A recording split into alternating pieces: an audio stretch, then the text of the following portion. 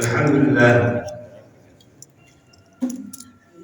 Alhamdulillah wa kafa wassalatu wassalamu ala nabiyil mujtaba Sayyidina Muhammad bin Abdullah Mustafa wa ala alihi wa ashabihi ahli sidqi wal wafa. Amma ba'd, faqala ta'ala fi kitabil karim, a'udzu billahi minasy syaithanir rajim. ولا ينصرن الله من ينصره إن الله لقوي عزيز. وقال تعالى ولا تيأسوا من روح الله إنه لا ييأس من روح الله إلا القوم الكافرون. صدق الله العظيم. معاشر المسلمين والمسلمات, saudara-saudara, ibu, para jemaah salat subuh Masjidul Ikhlas, yang semoga kita semuanya terus dalam curah rahmat, inayah dan taufik dari Allah Subhanahu wa taala. Alhamdulillah, kita bersyukur pada Allah Subhanahu wa taala yang telah memberikan kemudahan kita untuk melaksanakan beragam aktivitas amalan-amalan yang insyaallah kita selalu berharap kepada Allah amalan-amalan ini menjadi sebab yang mendatangkan dan menghadirkan rahmat Allah dalam kehidupan kita, sehingga kita semuanya nantinya dimasukkan dalam surga-Nya.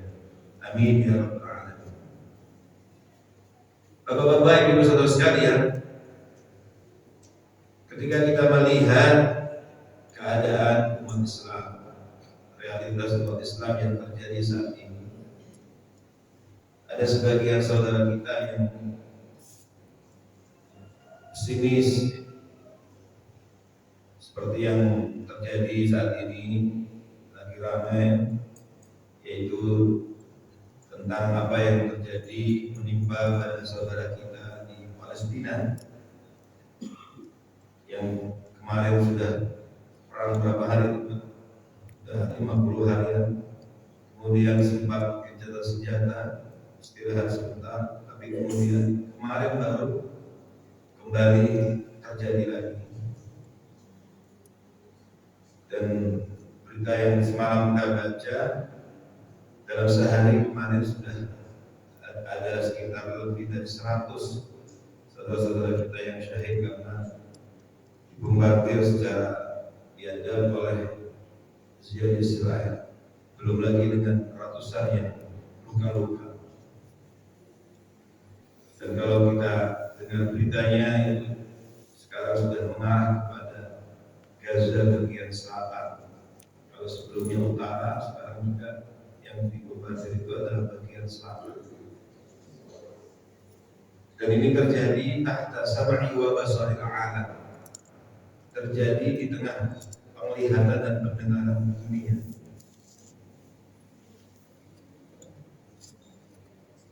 Sementara kalau kita lihat jumlah umat Islam ini bukan sedikit, jumlahnya sangat besar, dan ini sudah menjadi tragedi kemanusiaan, dan bahkan kemudian tidak ada satupun yang bisa menghentikan. Terkadang ketika melihat tragedi-tragedi seperti ini, ada sebagian kita yang mungkin akhirnya ada pesimisme.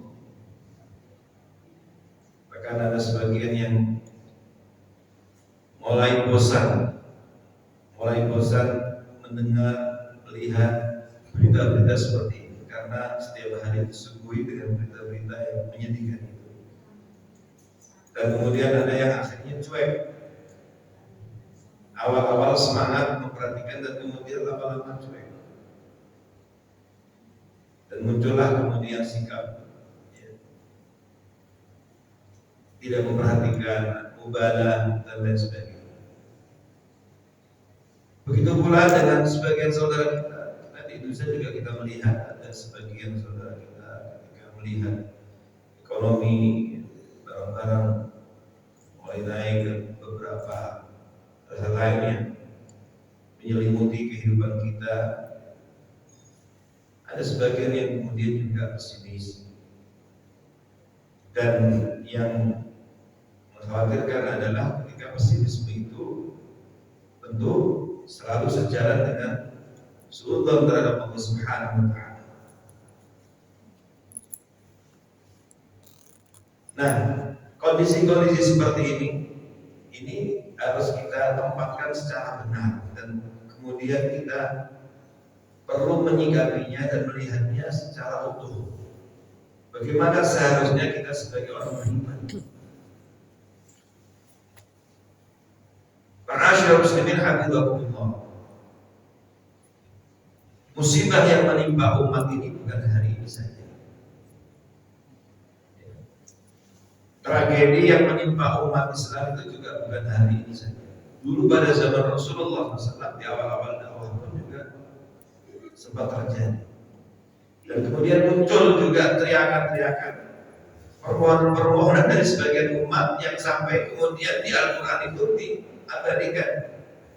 Di antaranya mungkin saking derasnya dan beratnya, dahsyatnya ujian itu sampai kemudian muncul ungkapan mata nasrullah. Kapan ini pertolongan Allah itu datang? Muncul mata nasrullah. Dan kemudian Al-Quran juga menyampaikan ala inna nasrullahi qarib. Ingatlah bahwa pertolongan Allah itu pasti dekat. Jadi Al-Quran mengajarkan kepada kita ketika melihat berbagai macam fenomena, keadaan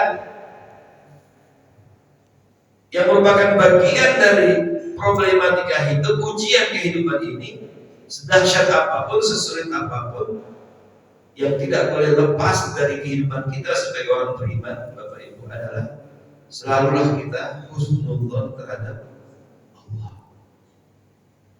Selalulah kita berbaik sangka terhadap Allah. Ini jangan sampai lepas. Selalulah kita optimis. Kenapa? Karena inilah yang membangun harapan. Karena menjadi manusia atau hamba Allah yang husnudzon terhadap Allah itu amrun ilahi, perintah Allah. Menjadi muslim mukmin yang selalu optimis itu adalah amrun ilahi, perintah Allah Subhanahu wa taala. Wasiyah ilahiyah, wasiyah nabawiyah, bahkan itu juga yang diajarkan oleh Rasulullah SAW kepada kita umatnya. Jadi selalu tertanam dalam hati kita sebagai orang beriman kepada Allah, iman bahwa Allah Subhanahu wa taala pasti akan menolong hamba-hamba, kekasih-kekasihnya. Allah pasti akan mensupport orang-orang beriman, itu kepastian. Ini adalah sunnatullah, hukum yang Allah tetapkan dalam Al-Quran, sehingga kita jangan pernah kemudian putus asa, putus harapan, pesimis. Maka kalau ada orang yang kemudian merasa bosan, kemudian merasa pesimis ketika melihat keadaan seperti ini, itu berarti ada al-khalal al-imani, ada cacat pada keimanan. Jadi ini masalah yang serius. Kalau ada yang kemudian tidak peduli dengan problematika yang menimpa saudaranya sesama mukmin, sesama orang beriman, termasuk yang seperti sekarang terjadi di Gaza, Palestina, itu ada masalah dengan keimanan, bahaya sekali. Paling tidak minimalnya itu kita ada atensi perhatian, merasakan perasaan kesakitan yang sama, karena itulah hakikat kebersamaan kita dalam keimanan. Bukankah Rasulullah SAW itu menyampaikan ya, minimal itu kita ada di hati kita itu ada pertentangan, menentang itu. Karena agresi apa yang dilakukan oleh jenis makanan ini adalah jelas bukan lagi kemungkaran, sudah disuarakan dalam paling banyak kalangan, sudah genosida, pembantaian massal. Makanya di dalam hadis sahih Rasulullah SAW mengingatkan yang seperti ini dalam hati saja itu udah adhaful iman. Man ra'a minkum munkaran falyughayyirhu bi yadihi. Memang yang paling tepat itu adalah ketika kita merubahnya dengan tangan kita, kekuasaan kita. Makanya para pemimpin dunia muslim ini tanggung jawabnya besar. Ya kita bersyukur alhamdulillah Indonesia jarak kita dengan mereka ini ribuan kilometer dan suara kita cukup lantang dalam menyuarakan dan mendukung kemerdekaan Palestina ini, karena ini adalah wajibun nizami, amanat konstitusi mereka. Alhamdulillah. Tetapi kita lihat tidak semua negara punya sikap yang sama. Maka kalau punya kekuasaan, punya kemampuan, dan seterusnya itu dihentikan. Nah itu harusnya seperti itu. Kalau enggak, mobilisasi tidak mampu, dengan lisan harus disuarakan, dipublikasikan, disampaikan, di-share, sehingga semua orang semua orang punya perhatian, semua orang punya kepedulian, semua orang menyuarakan. Dan ternyata apalagi kita hidup di era medsos, di era digitalisasi, ini ternyata juga luar biasa. Kita dengar langsung dari tamu-tamu Palestina ini. Jadi suara-suara yang disuarakan melalui medsos, melalui ini, aksi-aksi solidaritas itu ternyata membangun optimisme dan menguatkan ma'nawiyah mereka yang menjadi korban, yang melawan penjajahan itu. Sehingga jadi pemberitaan dan mengangkat ma'nawiyah mereka, semangat mereka. Ternyata ada saudara-saudaranya di belahan bumi Allah yang jauh sana memberikan perhatian terhadap urusan mereka, dan itu mengangkat ma'nawiyah mereka, semangat mereka untuk sabar, istiqomah. Dan inilah yang terjadi. Ini sudah hampir 2 bulan kita bisa merasakan luar biasa. Maka ya kita nggak boleh bosan juga. Nabi SAW itu pernah terus tiap hari tidak pernah berhenti. Ada riwayat menyebutkan puntasila itu sebulan terus disuarakan dan diikut sertakan tragedi yang menimpa umat itu dalam doa-doanya. Jadi nggak boleh bosan, karena apa yang kita alami jauh dibanding dengan apa yang mereka alami. Saudara kita itu luar biasa. Baru sebentar mereka merasakan kenyamanan, bantuan beberapa baru datang, tiba-tiba kembali diserang, perjanjian dikhianati dan seterusnya. Kemudian kata Nabi berikutnya, faman lam yastati fa biqalbi. Kalau tidak mau menyuarakan itu, tidak minimal itu hati kita ini ikut membersamai kesedihan. Kita ada perhatian. Ini yang seperti ini kata Nabi, wa dzalika adhaful iman. Ini sudah paling lemahnya iman. Maka kalau kemudian ada di antara saudara kita, apalagi sebagai warga negara Indonesia yang sudah jelas amanat konstitusi adalah segala bentuk penjajahan harus di bumi hapuskan dari bumi ini karena bertentangan dengan peri kemanusiaan dan peri keadilan. Ini amanat konstitusi. Kok jangankan peduli, bahkan na'udzubillah sampai kemudian ada yang malah pro dengan penjajah. Ada nggak Pak? Ada. Paling terakhir bahkan dengan beraninya mengibarkan bendera penjajah, dengan beraninya pro terhadap penjajah. Padahal amanat konstitusi ini jelas. Maka ini tidak boleh dibiarkan. Ini pelanggaran terhadap konstitusi jelas sekali. Apalagi Palestina ini jasanya besar, yang sering disuarakan, sering kita baca.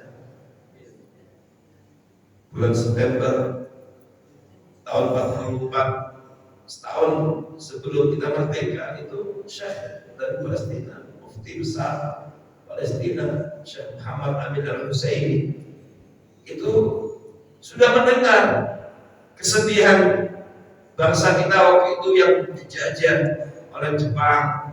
Kemudian Perdana Menteri Jepang waktu itu sudah menjanjikan memberikan kemerdekaan. Mereka merasakan kepedihan dan penjajahan yang dialami oleh bangsa Indonesia. Bulan September 1944 sudah menyuarakan. Padahal Palestina waktu itu juga tidak baik-baik saja, sama. Tapi kepeduliannya terhadap Indonesia luar biasa. Itu sudah menyuarakan sebelum kemerdekaan, mengajak, menyuarakan kepada dunia Islam, bangsa-bangsa Timur Tengah Arab yang diajak untuk menyuarakan kemerdekaan Indonesia. Bayangkan, padahal mereka pun tidak baik-baik saja. Ini sama dengan kita sekarang. Makanya kalau sampai ada yang komentar, sebanyak negara kita dapat urusan negeri dalam negeri yang perlu diurusi, kenapa kita malah mengurusi negara lain? Kenapa kita malah mengurusi orang-orang yang jauh di sana? Ini berarti tidak paham dengan apa hakikat keimanan. Kalau kita nggak peduli, lalu di mana kita tempatkan ayat innamal mu'minuna ikhwah? Kalau hati kita tidak terenyuh dan kemudian tidak punya kepedulian, di mana kita dengan hadis Rasulullah SAW? Matsalul mu'minina fi tawadihim wa tarahumihim wa ta'atufihim. Perumpamaan orang beriman dalam kasih sayangnya, dalam perhatiannya, lemah lembutnya di antara samanya. Kamatsalil jasadil wahid, kata Nabi, seperti tubuh yang sama. Dan di dalam ayat Quran maupun hadis ini, Nabi SAW maupun Allah Subhanahu Wa Taala ayat tadi tidak membatasi orang-orang mukmin yang bersaudara itu yang tinggal di mana, pemegang paspor apa, warga negara apa, itu tidak dibatasi oleh itu. Jadi tidak dibatasi oleh teritorial warga negara. Selama dia orang-orang beriman, maka dalam akidah keimanan kita adalah kita ini bersaudara. Seperti tubuh yang satu harusnya. Idza ishtaka minhu 'udhun tada'a lahu sa'irul jasad bis-sahri. Apabila satu anggota tubuh sakit, maka yang lain pun harus merasakan sakit sehingga nggak bisa tenang, nyaman tidur, begadang, asal itu begadang. Dan kemudian rumah merasa demam. Yang kita lihat sekarang ini mereka bukan lagi sakit. Mereka ini dibombardir. Mereka ini terancam nyawanya. Tidak ada tempat yang aman. Rumah sakit aja dibom, tempat tinggal dibom. Bahkan kemarin itu tempat-tempat penampungan, tempat-tempat penampungan para korban itu yang rumahnya hancur, ditampung di madrasah, di sekolah, itu pun juga dibom. Jadi mereka ini bukan ketika mengandung sakit salah satu, bukan lagi sakit, tapi nyawanya sudah terancam. Maka karena itu ini adalah bagian yang penting yang harus menjadi hal yang menjadi perhatian kita. Nah, di tengah kondisi suasana seperti ini, Bapak Ibu sekalian, Allah Subhanahu Wa Taala ajarkan kita sebagai orang beriman untuk tidak pernah putus asa, pesimis. Apalagi sampai biasanya kecenderungannya kalau pesimis itu akhirnya suudzon terhadap Allah. Oleh karena itu, membangun optimisme dan kemudian selalu husnudzon terhadap kondisi apapun, termasuk ketika berada dalam kondisi sesulit apapun, itu harus menjadi karakter orang beriman. Harus menjadi sifat yang melekat pada diri orang beriman. Karena Allah Subhanahu Wa Taala menjanjikan dalam banyak ayatnya, Allah itu pasti akan menolong. Tinggal kemudian kapan datang pertolongan Allah. Nah, untuk urusan itu bukan urusan kita, itu Allah sendiri yang maha. Maka kita nggak boleh sampai suudzon, berburuk sangka kepada Allah. Maka di dalam surat Ibrahim Allah ingatkan, wala tahsabannallaha ghafilan ma ya'malul zalimun. Innama yu'akhiruhum liyaumin tashkhasu fihi al-absar. Jangan pernah sedikit pun dalam pikiran kita, hati kita mengira Allah itu lalai. Allah itu lalai terhadap apa yang dilakukan orang-orang zalim. Itu jangan pernah ada dalam hati pikiran kita. Allah Pangeran boten sare sebagai orang. Allah tidak itu. Pertolongan Allah itu pasti dan pasti. Kezaliman itu pasti akan dihancurkan. Makanya di tengah kehidupan umat, di tengah kehidupan bangsa, ya, ketika sebagian masyarakat ada yang pesimis, kita tidak boleh. Kita harus tampil terus sebagai orang beriman untuk selalu husnuzon terhadap Allah Subhanahu wa taala. Berbaik sangka. Sambil terus kita ikhtiar secara maksimal. Sambil terus kita kalau kondisi seperti itu mendoakan saudara kita. Dan kemudian kita terus berusaha memberikan bantuan apa yang bisa kita bantu untuk mengangkat kesedihan, kesusahan, kesulitan yang mereka hadapi. Oleh karena itu, Rasulullah SAW di dalam hadis sahih yang diriwayatkan oleh Abu Hurairah radhiyallahu anhu, ada di dalam Sahih Muslim, Bukhari, hadis ini muttafaqun alaih. Allah Subhanahu wa taala berfirman, jadi Nabi bersabda, Allah Subhanahu wa taala berfirman, dan itu berarti hadis qudsi. Hadis qudsi itu adalah maknanya dari Allah, sementara redaksinya yang membahasakan itu adalah Rasulullah. Inilah bedanya dengan Al-Quran. Sama-sama wahyu, tapi kalau Al-Quran itu adalah makna dan lafaznya langsung dari Allah. Tapi kalau hadis qudsi maknanya dari Allah, yang membahasakan, meredaksikan adalah Rasulullah SAW.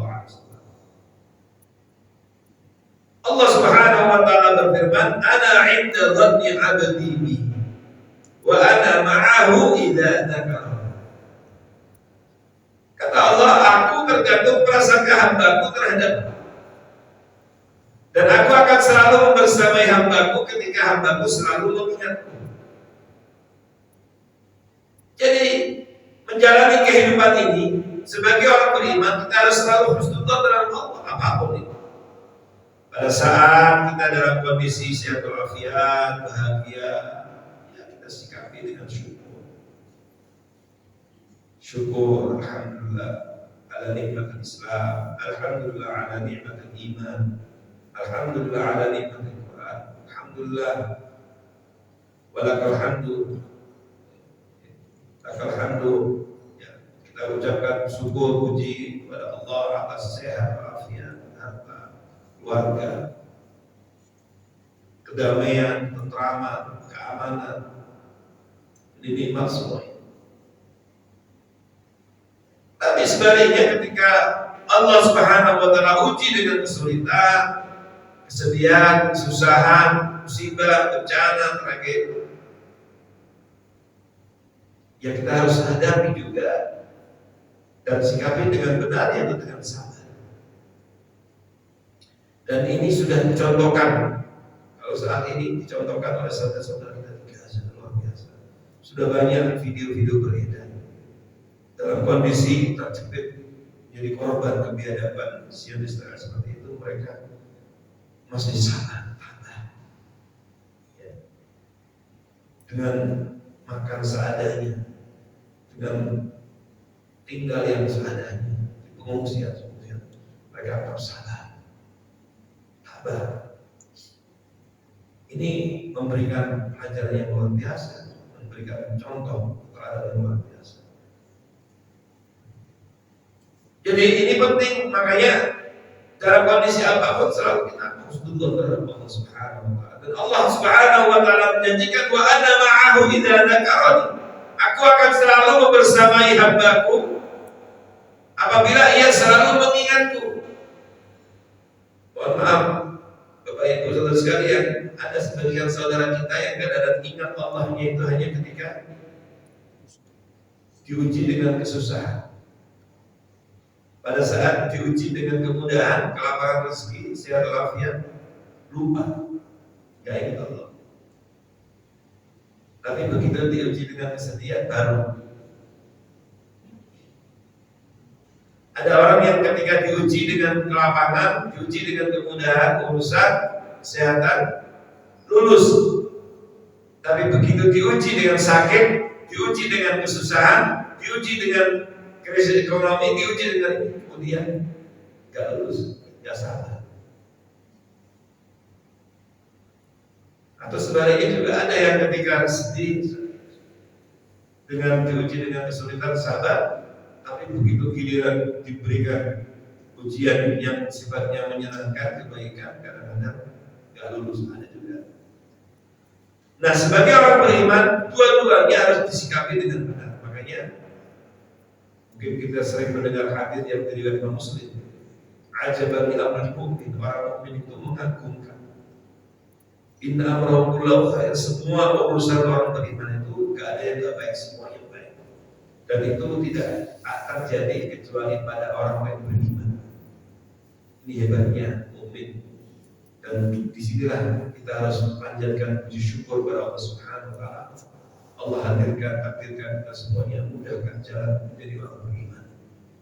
Makanya iman ini nilainya mahal, harus dijaga, dipelihara, disyukuri terus.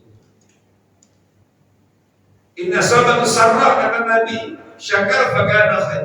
Kalau dia diuji oleh Allah dengan sesuatu yang menyenangkan, sarra itu menyenangkan, sehat walafiat, rumah tangganya harmoni, urusannya semua mudah, bisnisnya lancar, Masya Allah, keluarganya anaknya soleh-solehah, kemudian semua pekerjaannya digunakan Allah, damai, nyaman, aman. Syakar, syukur kepada Allah, bahkan khair, maka itu akan menjadi baik bagi.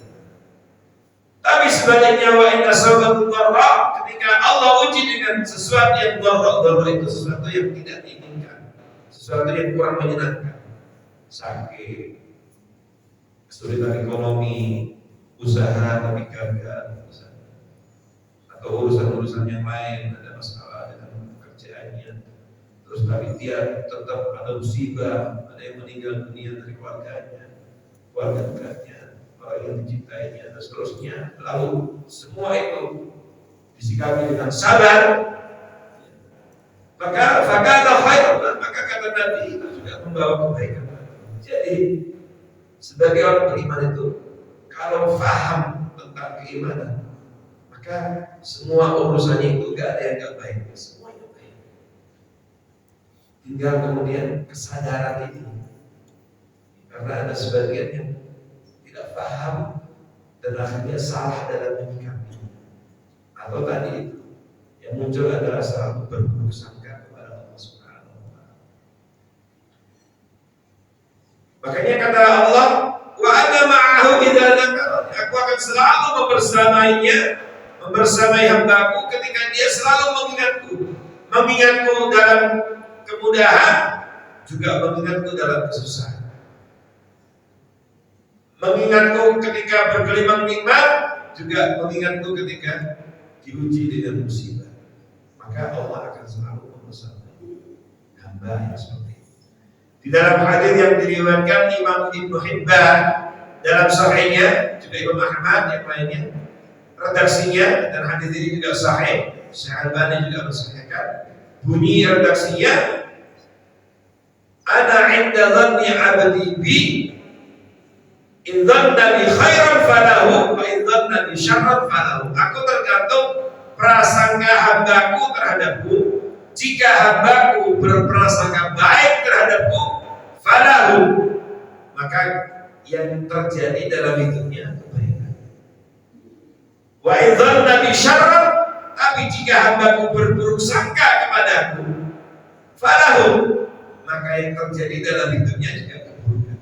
Nah ini makanya urusan husnul dzan dan suudzon terhadap Allah ini urusan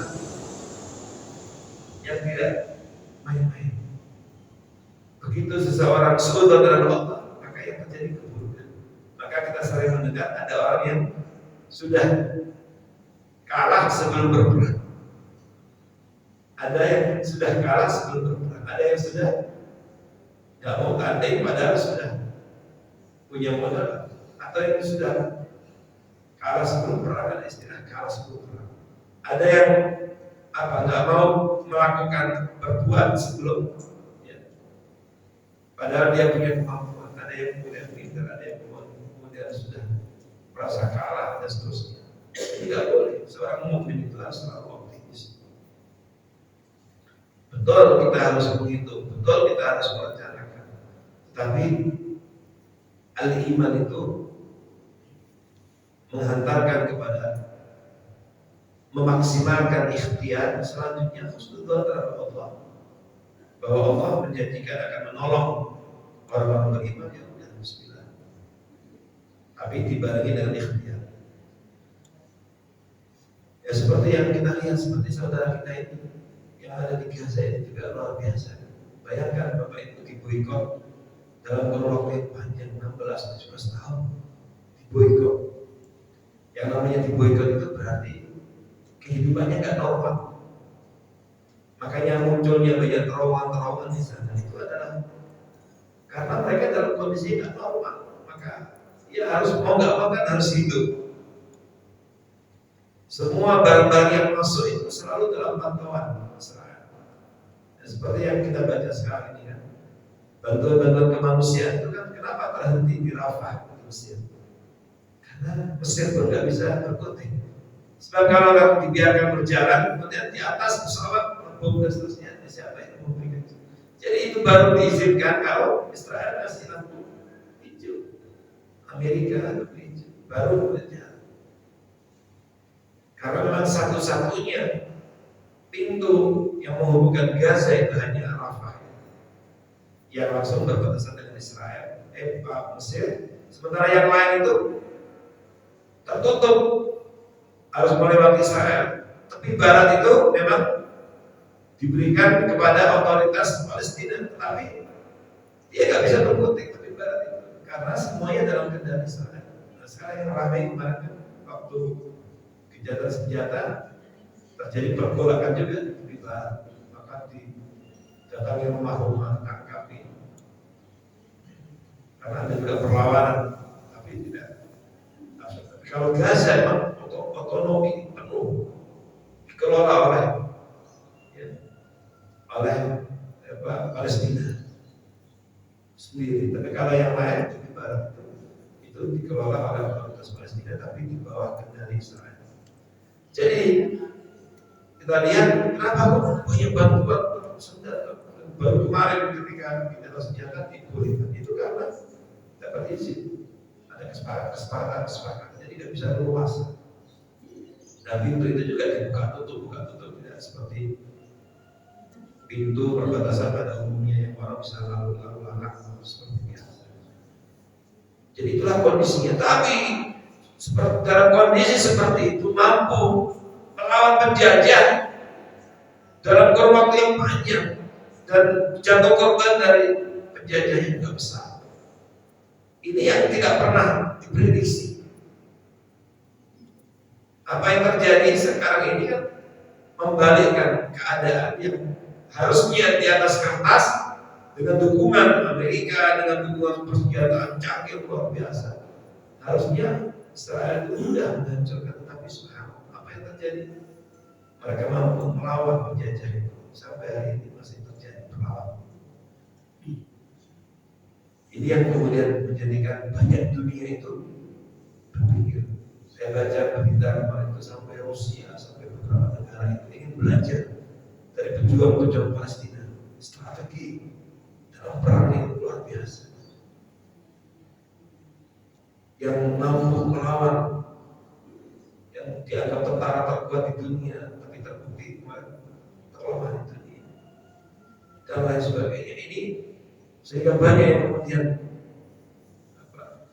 ingin belajar bagaimana strategi mereka, bagaimana mereka bisa melakukan siasat strategi sehingga mampu memperantakan barisan musuhnya dan seterusnya.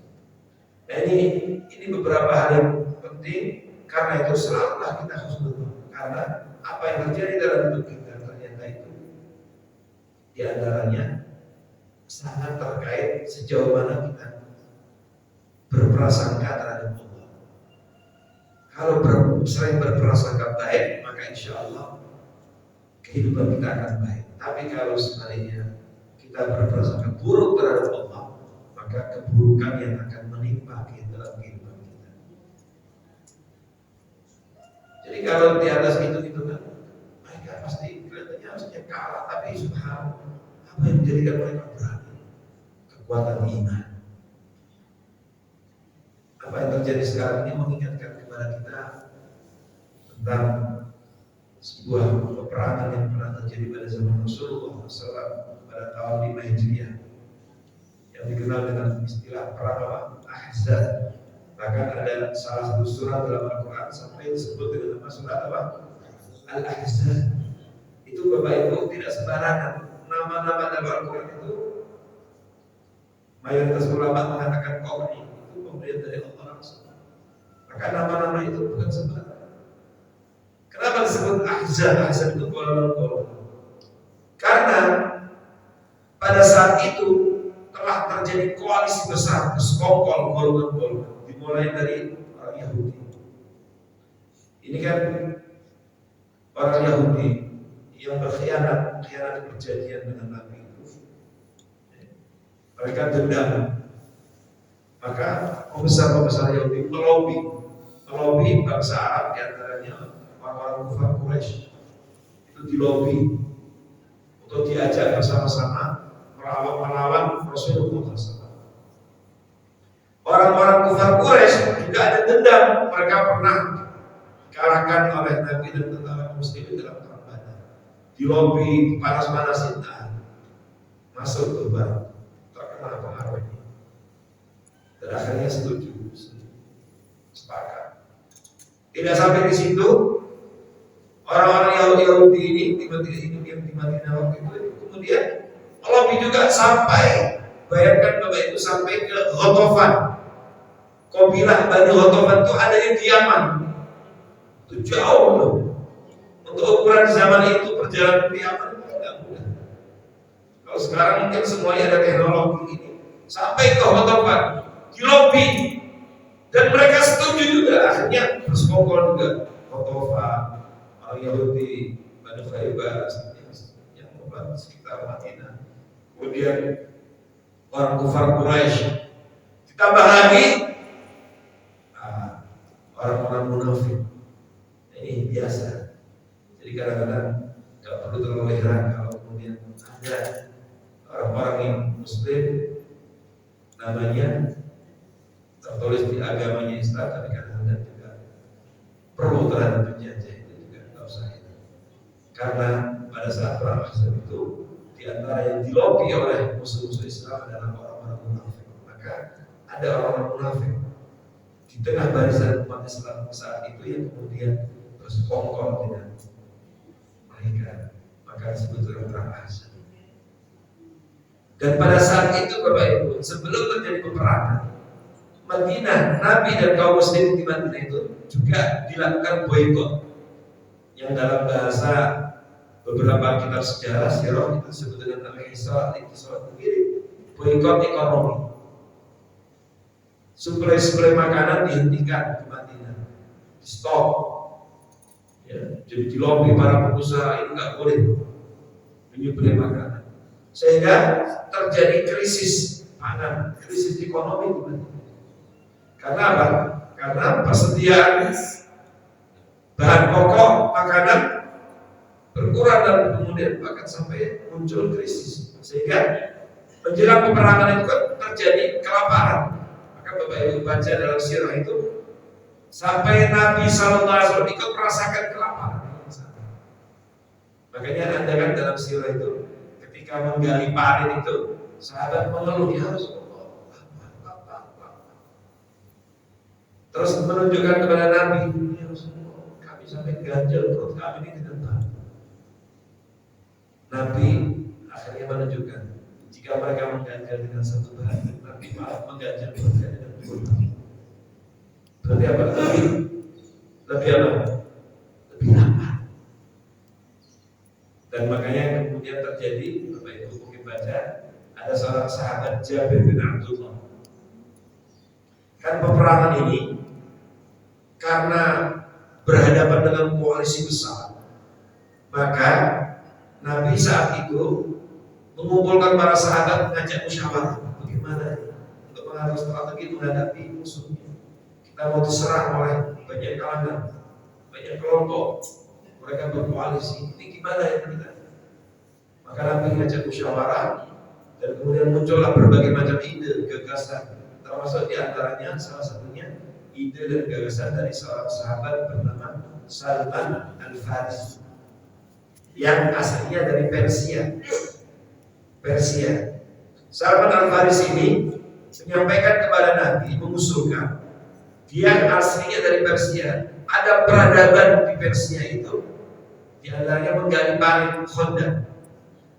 Maka melihat kekuatan besar, Salman menyampaikan, ya Rasulullah, kita jangan keluar dari Madinah. Kenapa? Ini kas negara lagi kosong, masyarakat lagi keringat, lagi krisis, jumlah kita sedikit. Sementara ini kita hitung mereka ini jumlahnya besar, berhadapan dengan kekuatan besar. Maka apa bagaimana? Nah, di antara strategi yang diusulkan, kita tetap saja di Madinah, kita jaga Madinah. Tapi bagaimana kabarkan ya Rasulullah, saya punya ide untuk gali parit mengelilingi Madinah. Jadi mengambil peradaban Persia. Akhirnya setelah dipelajari semuanya setuju. Rasulullah setuju dan kemudian dimulailah menggali parit.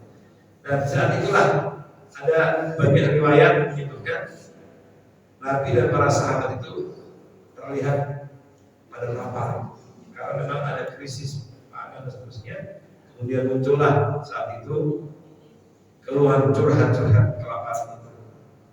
Dan ada seorang sahabat yang bernama Jabir bin Abdullah radhiyallahu anhu yang ketika melihat Nabi lapar, dia ingat di rumahnya itu masih ada satu kantong gandum, segelas gandum, dan kemudian ada sisa kambing kurus, dan kemudian dia punya ide pulang ke rumahnya, melihat Nabi lapar, dia sampaikan kepada istrinya. Dia berharap, dia ingin mengundang Nabi untuk makan di rumahnya, karena ingat masih ada sedikit menu makanan di rumahnya.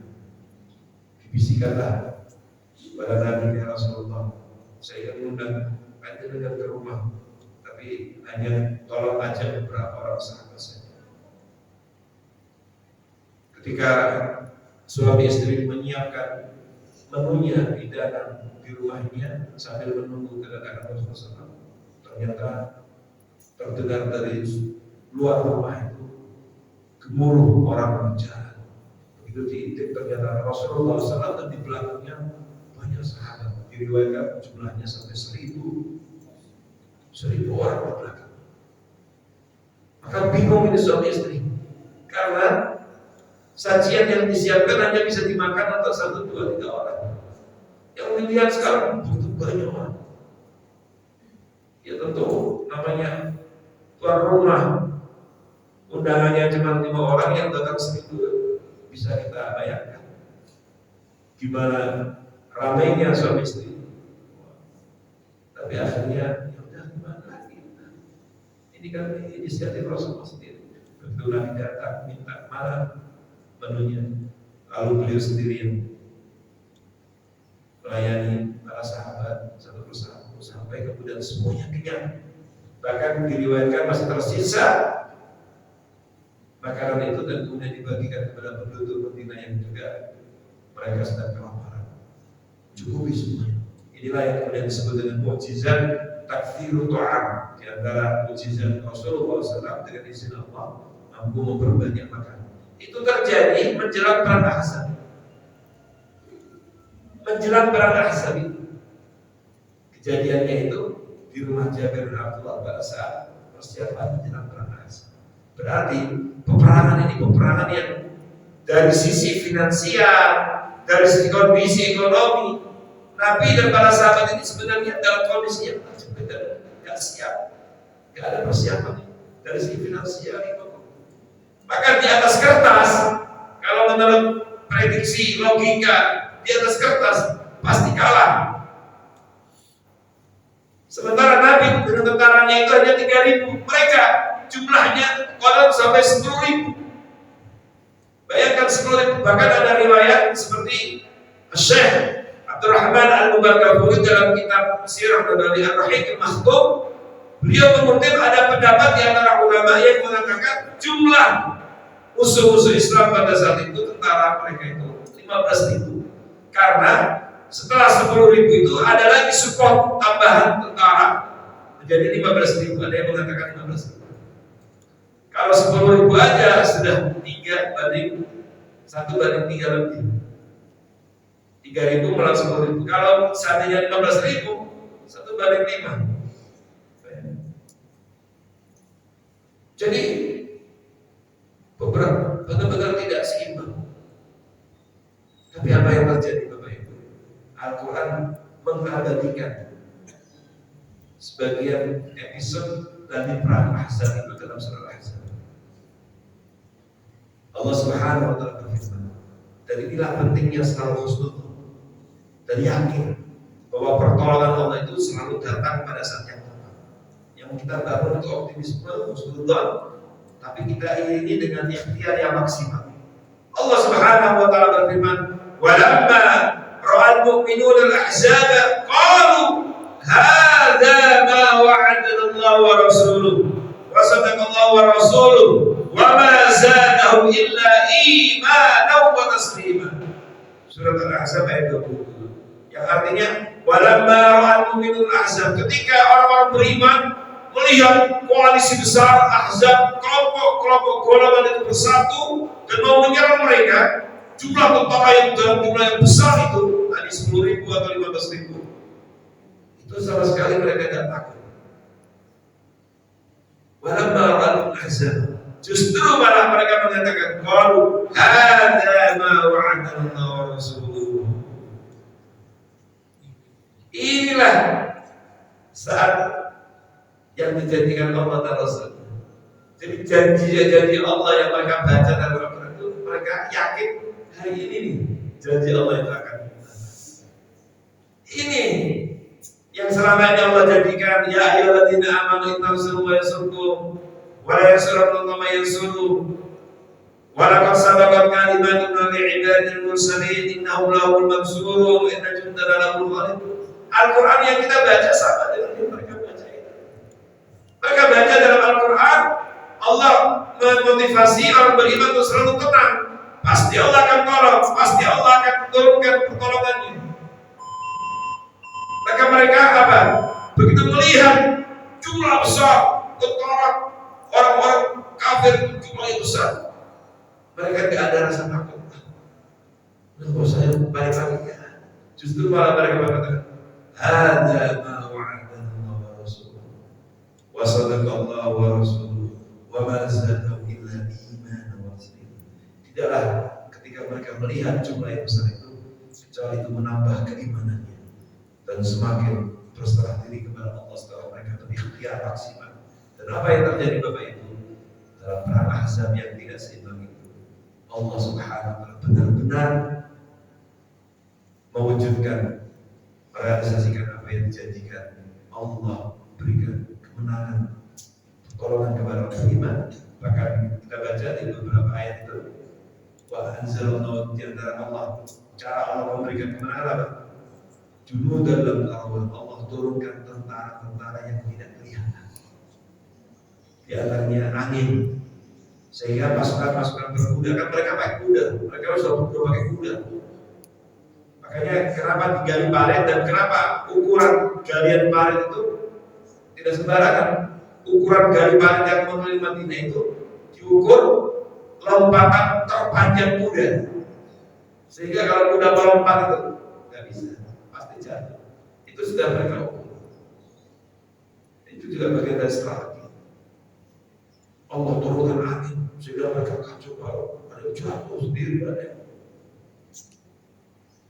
Kau turunkan tentara-tentara ini tidak kelihatan sampai akhirnya kemudian mereka kalah dan pasukan kaum muslimin diberikan kemenangan oleh Allah Subhanahu wa taala. Ini apa yang menjadikan mereka menang? Di antaranya adalah husnullah dan kemudian yakin bahwa pertolongan Allah itu pasti akan datang. Inilah Bapak Ibu yang perlu terus kita hadirkan sehingga menghadapi berbagai macam persoalan, kesulitan hidup, jangan pernah kita ada putus asa, jangan pernah ada pesimisme. Selalulah kita yang optimis bahwa apapun yang Allah ujikan kepada kita semuanya insya Allah membawa kebaikan. Yang penting adalah menyikapi dengan baik dan benar. Semoga bermanfaat untuk kita semuanya. Semoga Allah Subhanahu wa taala segera menurunkan pertolongan kepada saudara kita di Gaza Palestina dan tidak bosan-bosannya kita jangan pernah bosan selalu mendoakan semoga Allah Subhanahu wa taala hancurkan Israel yang mempertontonkan kezalimannya, kebiadaannya. Semoga Allah hancurkan mereka, Allah biasakan mereka, Allah berikan kemenangan, angkat kesusahan saudara-saudara kita, dan semoga kita semuanya selalu istiqomah dan mengambil pelajaran-pelajaran penting dari berbagai macam tragedi yang kita lihat sekitar kita untuk menjadi motivasi, inspirasi dan motivasi bagi kita dalam mengarungi kehidupan ini dan memakan kehidupan kita. Amin ya rabbal alamin. Kalau itu sebelum kita tutup, kalau ada yang menanyakan silakan.